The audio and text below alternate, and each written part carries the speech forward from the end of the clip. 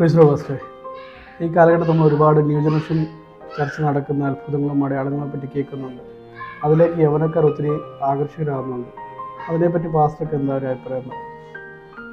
New gen സഭകളിലേക്ക് ചെറുപ്പക്കാർ മാത്രമല്ല പ്രായമുള്ളവരും എല്ലാം ഇപ്പോൾ അങ്ങനെ പൊയ്ക്കൊണ്ടിരിക്കുകയാണ്. അതിനൊറ്റ കാരണം അവർ പറയുന്നത് നമ്മുടെ പാരമ്പര്യ സഭകളിലൊന്നും പ്രത്യേകിച്ച് അത്ഭുതം നടക്കുന്നില്ല, വിടുതലുകളൊന്നും ഉണ്ടാകുന്നില്ല. ആ സഭകളിൽ ചെന്ന് കഴിഞ്ഞാൽ, ന്യൂജൻ സഭയിൽ ചെന്നാൽ അവിടെ ഇഷ്ടംപോലെ വിടുതൽ നടക്കുന്നുണ്ട്, ഡെലിവറൻസ്, ഇങ്ങനെ കുറേ വാക്കുകൾ ഇങ്ങനെ അവർ ആ പദപ്രയോഗങ്ങളൊക്കെ ഉപയോഗിച്ച് എന്തൊക്കെയോ സംഭവിക്കുന്നു എന്ന് അവർ അങ്ങനെ വരുത്തി തീർക്കുന്നുണ്ട്. അതിനകത്ത് അവർ വിജയിക്കുന്നു എന്നുള്ളതാണ്. അപ്പം നമ്മുടെ സഭകളിൽ അത്ഭുതം നടക്കുന്നില്ല, വിടുതൽ നടക്കുന്നില്ല എന്ന് ഒരിക്കലും പറയാൻ പറ്റില്ല. കാരണം ഞാനിപ്പം ഈ രാജ്യത്ത് ഈ സഭയിൽ തന്നെ അറിയാമല്ലോ, വന്നിട്ട് 2 വർഷമായി. എൻ്റെ അനുഭവം വ്യക്തിപരമായിട്ടും അല്ലെങ്കിൽ സഭയിൽ ചോദിച്ചാൽ അവർക്കും പറയാൻ കഴിയുന്നുണ്ട്. ഒരു സഹോദരന് ഈ രാജ്യത്തൊന്ന് സ്വന്തമായിട്ട് അദ്ദേഹം വില്ല വാങ്ങി, മറ്റൊരു സഹോദരൻ ഒരു ഫ്ലാറ്റ് വാങ്ങിച്ചു, പിന്നെ ജോലിയില്ലാതെ വന്ന കുറച്ച് കുഞ്ഞുങ്ങളൊക്കെ ഉണ്ട്. 2 മാസത്തെ വിസിറ്റിംഗ് വിസയൊക്കെ ഇട്ട് അവർ വന്നതാണ്. അവരുടെ ജീവിതത്തിൽ പെട്ടെന്ന് ജോലി കിട്ടി. അങ്ങനെ അനുഗ്രഹങ്ങൾ പറയാൻ നമ്മുടെ സഭകളിലും നടക്കുന്നുണ്ട്. പക്ഷെ സംഭവിക്കുന്നത്, ഇപ്പോൾ ഒരാളൊരു പുതിയ വില്ല വാങ്ങിച്ചു, അതിൻ്റെ സമർപ്പണ ശുശ്രൂഷയ്ക്ക് വേണമെങ്കിൽ ഇതൊക്കെ ഷൂട്ട് ചെയ്ത് സംഭവം നടന്നു എന്നൊക്കെ പറഞ്ഞ് ഇങ്ങനെ ചെയ്യുമ്പം പാസ്റ്റർ പ്രാർത്ഥിച്ചു, ഞങ്ങൾ വീടില്ലാതിരുന്ന ഒരാളാണ്, ഞാൻ വളരെ പട്ടിണിയോടെ കുടുംബ ജീവിതം നയിച്ചു, അല്ലെങ്കിൽ ഞങ്ങളുടെ ബാക്ക്ഗ്രൗണ്ടൊക്കെ വളരെ മോശമായിരുന്നു, പക്ഷെ അത് ദൈവം ഞങ്ങളെ അനുഗ്രഹിച്ചു എന്നൊക്കെ പറഞ്ഞ് വേണമെങ്കിൽ നമുക്കത് വലിയൊരു മാർക്കറ്റിംഗ് ചെയ്യാം. അപ്പം പിന്നെ അത് കേൾക്കുന്ന ആൾക്കാർക്ക് ഉറപ്പായിട്ട് അറിയാം, അപ്പം ബിനു പാസ്റ്റർ ചർച്ചയിൽ ചെന്നാൽ വിടുതൽ കിട്ടും. അപ്പോൾ എന്നെ തന്നെ ഞാൻ അങ്ങ് ബൂസ്റ്റപ്പ് ചെയ്യുന്നു, അല്ലെങ്കിൽ സഭയിലെ വിശ്വാസികൾ അല്ലെങ്കിൽ അങ്ങനെ യൂട്യൂബ് ചാനലൊക്കെ വരുന്നു. അങ്ങനെ മാർക്കറ്റ് ചെയ്യുന്നതിൽ ന്യൂജൻ സഭകളിൽ എല്ലാവരും വിജയിക്കുന്നുണ്ടെന്നുള്ളതാണ്. നമ്മുടെ ഈ പാരമ്പര്യ സഭകളിൽ അങ്ങനെയൊന്നും നടക്കുന്നില്ല. ഇപ്പം ഞാനിപ്പോൾ ഇത്രയും കാര്യങ്ങൾ പറഞ്ഞപ്പം ഒരുപക്ഷെ കേൾവിക്കാർ ചിന്തിക്കുമായിരിക്കും, നിങ്ങൾ ഇതൊരു മാർക്കറ്റിംഗ് അല്ലേ, വില്ല മേടിച്ചു, ഫ്ലാറ്റ് മേടിച്ചു, രോഗികൾ സൗഖ്യമായി. ഒരിക്കലുമല്ല. നിങ്ങളതിൻ്റെ മറുവശവും കൂടെ ഞങ്ങൾ പറഞ്ഞിട്ട് ഈ സംഭാഷണം ഞങ്ങൾ അവസാനിപ്പിക്കത്തുള്ളൂ. അപ്പം അങ്ങനെ സഭയിൽ 1-2 വിടുതൽ നടന്നു, രോഗികൾ സൗഖ്യമായി. ഇങ്ങനെ സംഭവിക്കുമ്പോൾ തന്നെ എല്ലാ രോഗികളും സൗഖ്യമായില്ല. ഞങ്ങളുടെ സഭകളിൽ രോഗിയായിട്ടുള്ളവരും ഉണ്ട്. നാട്ടിൽ പോലും 1 സെന്റ് വസ്തു മേടിക്കാനില്ലാത്ത ആളുകളും ഈ സഭയിലുണ്ട്. ഇതാണ് ഒരു യാഥാർത്ഥ്യം. പക്ഷേ ന്യൂജൻ സഭകളിൽ അവിടെ ചെല്ലുന്നവരുടെ പരാജയം ഒരിക്കലും കാണിക്കുന്നില്ല, വിജയം മാത്രം. എന്ന് പറഞ്ഞാൽ വീട് കിട്ടിയാൽ ആ വീട് കിട്ടി, അല്ലെങ്കിൽ രോഗസൗഖ്യം ഉണ്ടായി, രോഗസൗഖ്യം ഉണ്ടായി. ഇപ്പം അവിടെ ആ സഭയിൽ ചിലപ്പോൾ 3 ക്യാൻസർ രോഗി ഉണ്ടാകാം. ഒരാൾക്ക് പ്രാർത്ഥിച്ച് സൗഖ്യം കിട്ടി, അത് മാത്രം സോഷ്യൽ മീഡിയയിൽ വരുന്നുണ്ട്.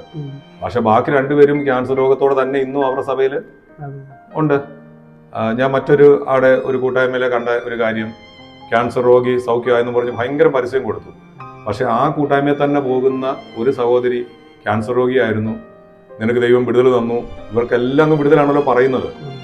പക്ഷെ ഒരാഴ്ച കഴിഞ്ഞപ്പം ആ സഹോദരി ഫ്യൂണറൽ സർവീസാണ് പിന്നെ കണ്ടത്. അവർ ഈ ലോകത്തിൽ നിന്ന് മാറ്റപ്പെട്ടു.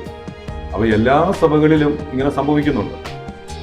പക്ഷേ നമ്മളുടെ സഭകളിലെ പ്രത്യേകത, സൗഖ്യമായി ആ സഭക്കാർ മാത്രം അറിയുന്നു, അല്ലെങ്കിൽ ആ കൂട്ടായ്മയുള്ളവർ മാത്രം അറിയുന്നു. പക്ഷേ ഈ ന്യൂജൻ സഭയുടെ ഒരു പ്രത്യേകത, സാമ്പത്തിക വിടുതൽ, അനുഗ്രഹം, സമൃദ്ധി ഇങ്ങനെയൊക്കെ പറഞ്ഞ് അതിന് 1-2 പേരെ ഫ്രണ്ടിലോട്ട് ക്ഷണിച്ച് അവർ തന്നെ സാക്ഷ്യം പറയുന്നു, ഞാൻ ഈ സഭയിൽ വന്ന് എനിക്ക് ഇങ്ങനെ ഉണ്ടായി. അത് കേൾക്കുമ്പോൾ നമ്മുടെ ആൾക്കാർക്കെല്ലാം ഒരു ചിന്ത ഉണ്ടാകുന്നത്, അയ്യോ അവിടെ പോയാൽ എന്തോ സംതിങ് ആണ്. അപ്പോൾ അദ്ദേഹത്തിന് നമുക്കറിയാമല്ലോ, ഞാനൊക്കെ ഒത്തിരി അങ്ങനെ കണ്ടിട്ടുണ്ട്. ഇങ്ങനെ യൂട്യൂബിലൊക്കെ വരുമ്പോഴത്തേക്കിനും ഒരു ബാക്ക്ഗ്രൗണ്ട് മ്യൂസിക്കൊക്കെ ഇട്ട് ഭയങ്കരമായിട്ട്, അപ്പം നമുക്ക് തന്നെ ഒരു ആകർഷണം തോന്നിപ്പോവും. അദ്ദേഹത്തിന് എന്തോ ദിവ്യത്വം ഉണ്ട്, ഒരു അമാനുഷിക ശക്തി അതിൻ്റെ പിന്നിലുണ്ട്, നമ്മളും പോയാൽ ഒരു സാമ്പത്തിക അനുഗ്രഹം കിട്ടും, വിടുതൽ കിട്ടും എന്നുള്ള നിലയിൽ നമുക്ക് തോന്നിപ്പോകും. കാരണം ഇന്നത്തെ തലമുറയുടെ പ്രത്യേകത, ഏറ്റവും കൂടുതൽ സോഷ്യൽ മീഡിയ ഉപയോഗിക്കുന്നവരാണ് ഇന്നത്തെ തലമുറ. അപ്പോൾ ഇങ്ങനെ കാണുമ്പോൾ ഇതിൻ്റെ മറുവശം അവർ ചിന്തിക്കുന്നുമില്ല, യാഥാർത്ഥ്യം അവരോട് പറയുന്നുമില്ല. ഇപ്പം ഞാൻ പറഞ്ഞില്ല, ഇത് ഞാൻ വെറുതെ ഊഹാഭോഗം പറയല്ല. എനിക്ക് വ്യക്തിപരമായി അറിയാവുന്ന, നേരിട്ടറിയാവുന്ന, എനിക്ക് അത്രത്തോളം ക്ലോസ് ആയിട്ട് 1-2 അനുഭവങ്ങളുണ്ട്.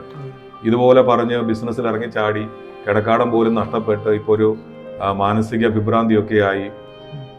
അവർ സത്യത്തിൽ ഇപ്പം ദൈവത്തെ പോലും തള്ളിപ്പറയുക, ദൈവം ഉണ്ടോ, ഇങ്ങനെയൊക്കെ സംഭവിച്ചോ, എൻ്റെ കിടക്കാടം പോലും വിറ്റുപറക്കേണ്ടി വന്നു. അപ്പം ആ കൂട്ടായ്മയിൽ തന്നെ പോയവർക്കുണ്ടായ പരാജയമാണ്. അത് ഇവരാരും കാണിക്കത്തുമില്ല, പറയത്തുമില്ല. അതൊരു യാഥാർത്ഥ്യമാണ്. നമ്മൾ എപ്പോഴും തിരിച്ചറിയേണ്ട ഒരു കാര്യം, നമ്മൾ ദൈവത്തോട് പ്രാർത്ഥിക്കുക, കർത്താവ് നമുക്ക് സമയാസമയത്ത് നന്മ തരും, വിടുതൽ നൽകും, രോഗസൗഖ്യം നൽകും, ഇതൊക്കെ ചെയ്യും. അതുകൊണ്ട് നമ്മൾ പ്രാർത്ഥിക്കുന്ന എല്ലാവർക്കും രോഗസൗഖ്യം ഉണ്ടാകണമെന്നും എല്ലാവർക്കും സാമ്പത്തിക വിടുതൽ ഉണ്ടാകണമെന്ന് നിർബന്ധമില്ല. അത് എല്ലാ കൂട്ടായ്മയുടെയും പ്രത്യേകതയാണ്.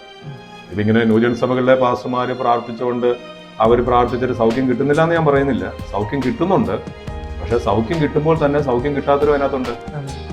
ഇപ്പം കഴിഞ്ഞ ദിവസം അതുപോലത്തെ ഒരു പാസ്റ്റർ പറഞ്ഞു കേട്ടു, പാരമ്പര്യ സഭയിലുള്ള ഒരു സഹോദരനാണ്, യുവാവാണ്, അവൻ ഡ്രഗ്സിന് അടിമയായിരുന്നു. പക്ഷെ എൻ്റെ കൂട്ടായ്മയിൽ വന്ന് ഞാൻ അവന് വേണ്ടി പ്രാർത്ഥിച്ചപ്പോൾ വിടുതൽ കിട്ടി. പക്ഷെ ആ കൂട്ടായ്മയിൽ പോകുന്ന പല വ്യക്തികൾ എനിക്കറിയാം, അവരിന്ന് സിഗരറ്റ് വലിക്കുന്നുണ്ട്, വല്ലപ്പോഴും മദ്യപിക്കുന്നുണ്ട്. അപ്പോൾ ഒരാളെ മാത്രം കാണിച്ച് പാരമ്പര്യ സഭയിൽ ഇതൊന്നും നടക്കുന്നില്ല, എൻ്റെ സഭയിലാണ് നടക്കുന്നതെന്നൊക്കെ പറയുമ്പം തികച്ചും അത് ബോഷ്കാണ്, തെറ്റാണത്. ഇപ്പൊ എൻ്റെ പിതാവ് തികഞ്ഞൊരു മദ്യപാനിയായിരുന്നു. അന്നൊരു ദൈവദാസൻ പ്രാർത്ഥിച്ചാണ് എൻ്റെ പിതാവിൻ്റെ മദ്യപാനം മാറിയത്. പക്ഷെ പ്രശ്നം, ആ പാസ്റ്റർ ഒരു പ്രായമുള്ള ആളാണ്, അദ്ദേഹത്തിന് സോഷ്യൽ മീഡിയ ഉപയോഗിക്കാൻ അറിയില്ല, യൂട്യൂബിൽ ഇടാൻ അറിയത്തില്ല, അല്ലെങ്കിൽ അങ്ങനെയുള്ള കാര്യങ്ങൾ അറിയില്ല. അത് ഇങ്ങനെ ആയി പോകുന്നു എന്നുള്ളതാണ്. അതുകൊണ്ട് എനിക്ക് ഈ സമൂഹത്തോട് പറയാനുള്ളത്, നമ്മളിങ്ങനെ ഒരു വശം മാത്രം കണ്ട് ഒന്നിലേക്ക് ഇറങ്ങി തിരിക്കരുത്.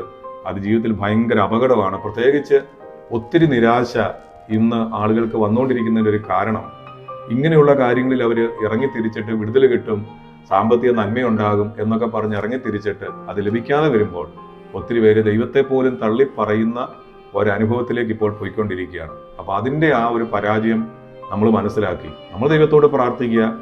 പിന്നെ ഈ ഭൂമിയിൽ ഒരു നന്മയെ കാട്ടി നിത്യതയാണ് നമ്മുടെ ഏറ്റവും വലുതെന്നുള്ളത്. അത് നഷ്ടപ്പെടാതെ ദൈവസന്നിധിയിൽ കഷ്ടതയാണെങ്കിലും വേദനയാണെങ്കിലും വിശ്വസ്തയോടെയും വിശ്വാസത്തോടെയും ദൈവസന്നിധി പ്രാർത്ഥിച്ച് മുന്നേറുക. അങ്ങനെ പോയാൽ തീർച്ചയായും നമുക്ക് ഈ ഭൂമിയിലും ദൈവം നന്മ തരും, നിത്യതയിലും നമുക്ക് പോകാൻ